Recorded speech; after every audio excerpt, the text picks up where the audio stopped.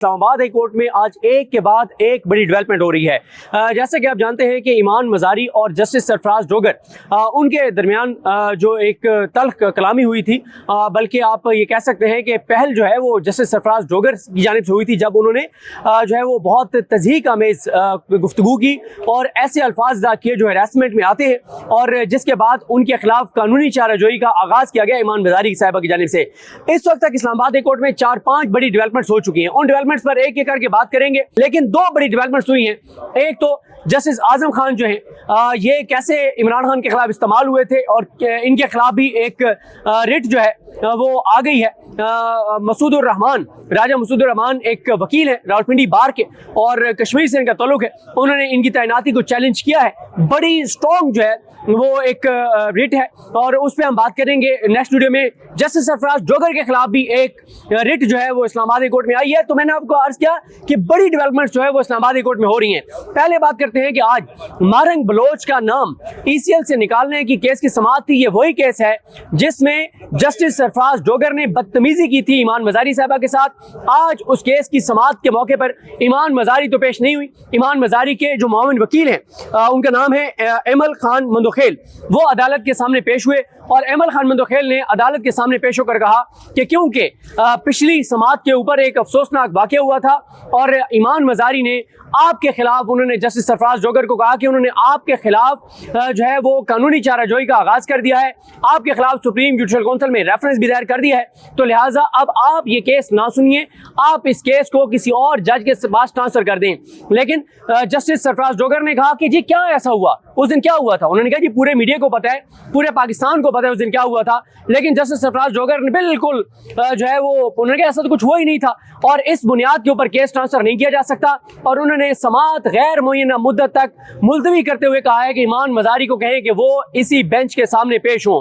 तो ये आज उस केस में हुआ है। लेकिन दूसरी तरफ एक बड़ी डेवलपमेंट हुई है कि जो समन रिफत इम्तियाज साहबा ने जो एक कमेटी बनाई थी जिसमें जस्टिस सरदार इजाज इसाक खान साहब थे, जस्टिस अरबाब मोहम्मद ताहिर साहब थे और जस्टिस समन रिफत इम्तियाज साहबा खुद थी, जिस कमेटी ने तहकीकात करनी थी जो ईमान मजारी की दरखास्त थी उसके ऊपर, जो हरासमेंट की दरखास्त थी उसके ऊपर। तो उसमें हुआ यह है कि जस्टिस अरबाब मोहम्मद ताहिर जो है वो अचानक छुट्टियों पर चले गए हैं और उनकी कॉज लिस्ट जो है वो मनसूख कर दी गई है।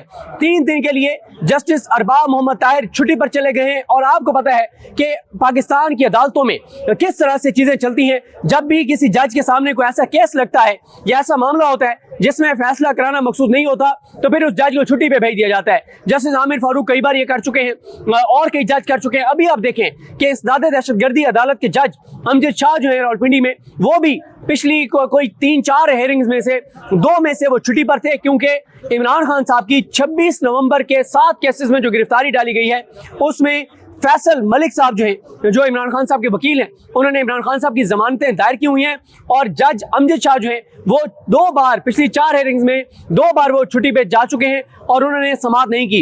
एक और भी दरखास्त उनके सामने है, अमजद शाह साहब के सामने, और वो है कि इमरान खान का एक चेकअप करवाया जाए मेडिकल बोर्ड बनाकर, और उस मेडिकल बोर्ड में जो शौकत खानम के जो डॉक्टर्स हैं वो भी शामिल होने चाहिए।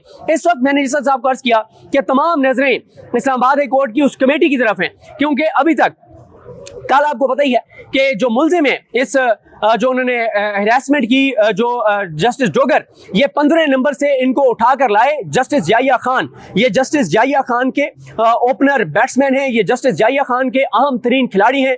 जस्टिस जाहिया खान इनको इस्लामाबाद हाई कोर्ट ला के और उन्होंने सुप्रीम कोर्ट के कोर्ट रिपोर्टर्स को कहा कि जाइए जाकर जश्न मनाइए कि मैं इस्लामाबाद हाई कोर्ट में एक पंजाबी बोलने वाला जज, एक सिंधी बोलने वाला जज और एक बलोची बोलने वाला जज लाया हूँ। तो जाएं जाकर जश्न मनाइए, खुशियां मनाइए कि मैं इस तरह के मुख्तलिफ ज़बानें बोलने वाले जजेस को मुख्तलिफ हाई कोर्ट से ट्रांसफर करके और इस्लामाबाद हाई कोर्ट में लाए हूँ। और आज वो जस्टिस सरफराज डोगर जो कुछ अदलिया के साथ कर रहे हैं, जो कि इंसाफ के मामले में कर रहे हैं, जिस तरह का उनका किरदार है।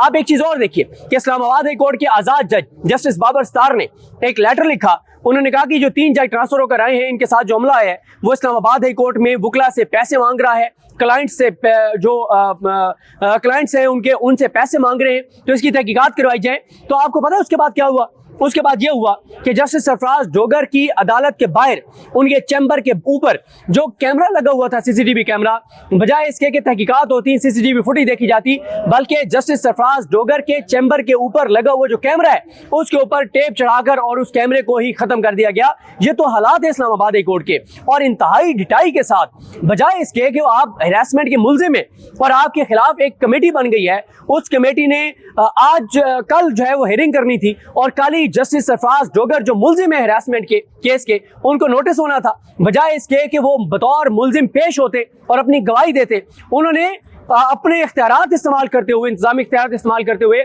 जस्टिस समन रिफत इम्तियाज साहिबा को कमेटी को वो हेड कर रही थी और उनके पास ये इख्तियार था और उनको हटा दिया।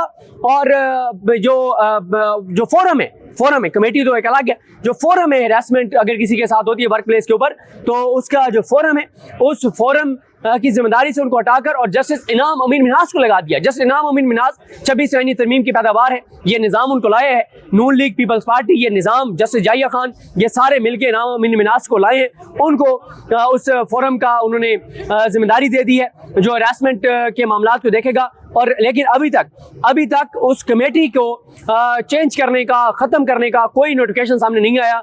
और उस कमेटी ने कल हेयरिंग करनी थी, 3 मेंबर्स थे उस कमेटी के, जिस तरह मैंने आपको अर्ज किया, सरदार एजाज इसा खान साहब एक आज़ाद जज, समन रिफत इम्तियाज साहबा एक आज़ाद जज, और तीसरे अरबाब मोहम्मद ताहिर साहब, जिनकी वजह से इस्लामाबाद हाई कोर्ट के 5 जो जजेस हैं उनके अलावा उन्होंने जस्टिस अरबाब मोहम्मद ताहिर साहब की वजह से ये लड़ाई शुरू की थी, क्योंकि अरबाब मोहम्मद ताहिर साहब के साथ जो कुछ हो रहा था, 5 जजेस उनके साथ खड़े हो गए, 5 जजेस निज़ाम से वो लड़ पड़े और एंड में आके, दरमियान में, इस लड़ाई के दरमियान में आके जस्टिस अरबाब मोहम्मद ताहिर ने इस निज़ाम से सौदेबाजी कर ली है। और जस्टिस अरबाब मोहम्मद ताहिर जो हैं वो अचानक आज छुट्टी पर चले गए हैं, कॉज मंसूख हो गई है, क्योंकि अगर वो होते तो कल कमेटी का इजलास होना था और कमेटी ने जस्टिस सरफराज डोगर को कल नोटिस करना था कि आप हैरेसमेंट की दरखास्त आपके खिलाफ आई है, आप मुल्जिम हैं।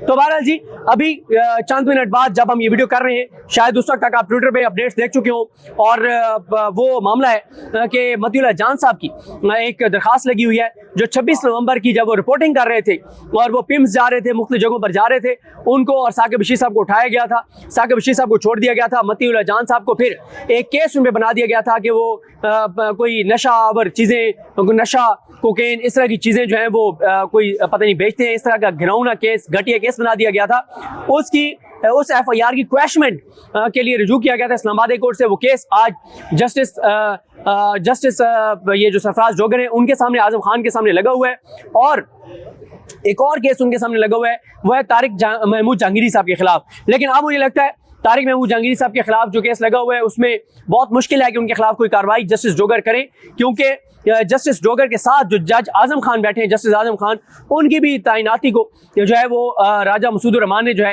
वो चैलेंज कर दिया हुआ है। तो बड़ी तेज़ी से, जिस तरह से मैंने आपको अर्ज किया कि डेवलपमेंट्स हो रही हैं, और 2 ट्वीट्स जो हैं वो मैं आपके सामने रखना चाहता हूँ। एक तो जो फैसल अब्बास खार साहब हैं, एक उनका ट्वीट है, और एक ट्वीट जो है वो है इनका साकिब बशीर साहब का। साकिब बशीर साहब ने यही कहा है कि साकिब बशीर साहब कहते हैं कि जनाब, पहले फैसल अब्बास खार साहब का ट्वीट देख लेते। वो कहते हैं जस्टिस अरबाब मोहम्मद ताहिर एक मरतबा फिर पतली गली से निकल गए। बलोचिस्तान से तल्लुक़ रखने वाले इस्लामाबाद हाई कोर्ट के जस्टिस अरबाब मोहम्मद ताहिर ने बलोचिस्तान की मऊ बहनों का जो मुकदमा है, जो लापता अफराद का मुकदमा है, उसको सुनने से इनकार किया और बेंच से अलग हुए और बेंच टूट गया। बेंच दोबारा तश्कील नहीं दिया गया और आज तक बलोच माएँ बहनें अदालत की तरफ देख रही हैं। जस्टिस सरफराज डोगर की ईमान मजारी को धमकी देने के बाद गुज़िश्ता रोज़ ईमान मजारी साहिबा ने हैरेसमेंट कमेटी की सरबराह को चीफ जस्टिस के खिलाफ शिकायत दर्ज करवाई।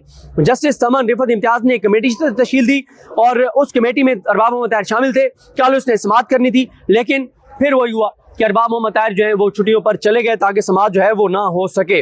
और बाकी साकिब बशीर साहब ने भी ये लिखा हुआ था, ये 16 से लेके 19 तक, 16, 17, 18, 19 4 दिन के लिए उन्होंने अपनी कॉल लिस्ट जो है वो मनसूख कर दी है ताकि ये पूरा हफ्ता वो ना रहे। हफ्ते तो वैसे छुट्टी है, तो उन्होंने भी ये लिखा है कि अहम खबर, कॉज लिस्ट कैंसिल। जस्टिस समन रिफत इम्तियाज ने कल हैरेसमेंट कमेटी के हवाले से जो सर्कुलर किया था, जो बाद में या पहले चीफ जस्टिस की हिदायत पर गैर मौसर हुआ, उस कमेटी में अरबाब मोहम्मद ताहिर का नाम शामिल था। और आज की खबर यह है कि वो 4 दिन की छुट्टी पर चले गए हैं और उनके सिंगल बेंचेस और डिवीजन बेंचेस की 4 रोज़ की जो कॉज लिस्ट है वो मनसूख हो गई है। तो बहरहाल जी अभी देखते हैं, ज़ाहिर है सुबह पेश नहीं हुई ईमान मज़ारी, तो अब भी पेश वो ज़ाहिर नहीं होंगी और तारिक महमूद जहांगीरी साहब के केस में भी आपको अपडेट करेंगे जो भी होगा। लेकिन जिस तरह मैंने आपको अर्ज़ किया, आपको नेक्स्ट वीडियो में बताएंगे कि इमरान खान के खिलाफ इस्तेमाल होने वाले जज का अपना नंबर लग गया है, उनके खिलाफ एक रिट आ गई है और वो क्या है नेक्स्ट वीडियो में बात करेंगे। मुझे अपनी दुआ में याद रखें। लेकिन हम सब कहामी नासरू, अल्लाह हाफ़िज़।